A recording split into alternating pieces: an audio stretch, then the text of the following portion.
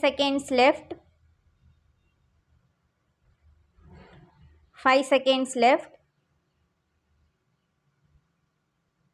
Start.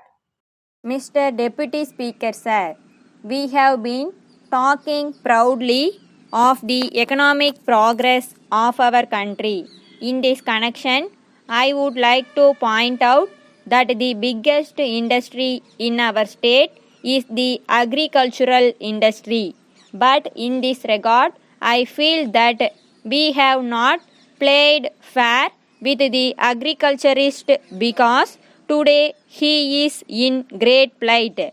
In my opinion, one of the reasons for the present state of affairs is that it is the small agriculturists who form the large majority of the landowners in our state.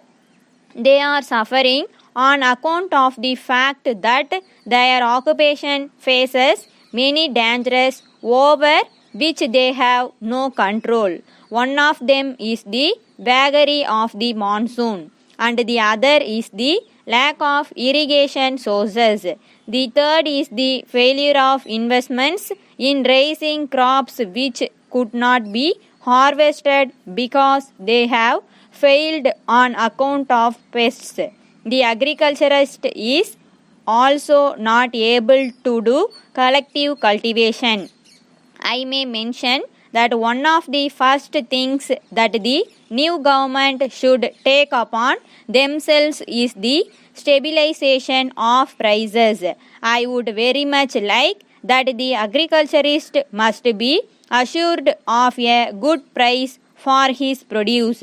There is no such assurance now. Today, the prices are at a certain level, and at the time when the agriculturist tries to sell his produce, the prices fall very much according to the likes of the speculators.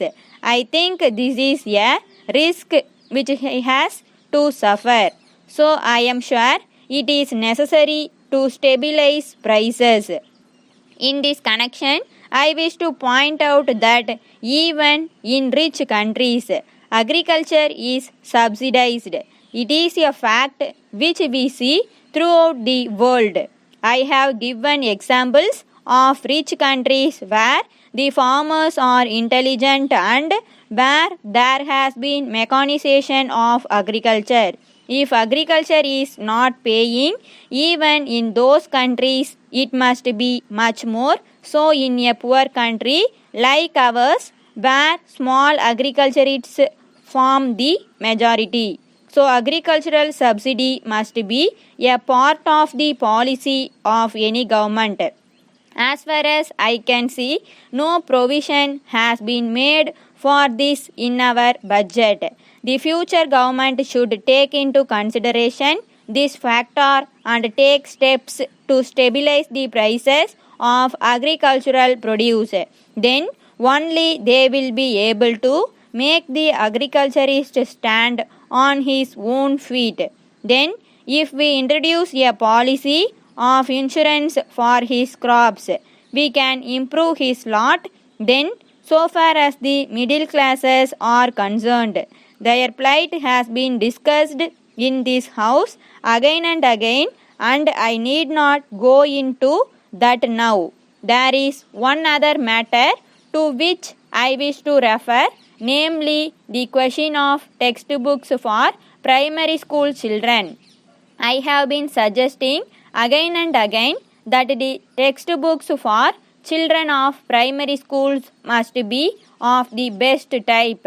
So far as this matter is concerned, I made a suggestion in the past for this purpose that the best men in the educational field must be recruited for the purpose of selecting textbooks for small children. For we know the future prosperity of the country depends on the quality of education which we are able to give to our children. This is a matter which should not be delayed.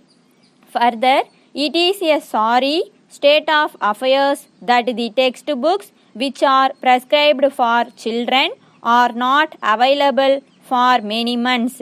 So it is the responsibility of the state to supply proper textbooks for the primary school children at the right time.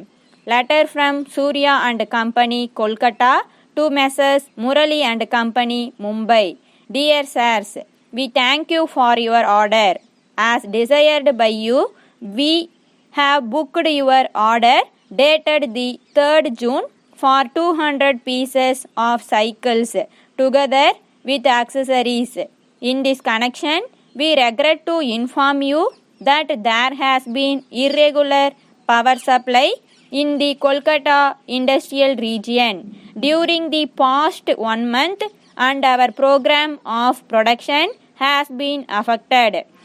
It has resulted in a huge backlog of orders. So, it will not be possible for us to execute your order according to the schedule of delivery agreed upon. We are trying to fulfill our commitments to the best of our ability. Even then, supply may be delayed by 3 to 4 weeks.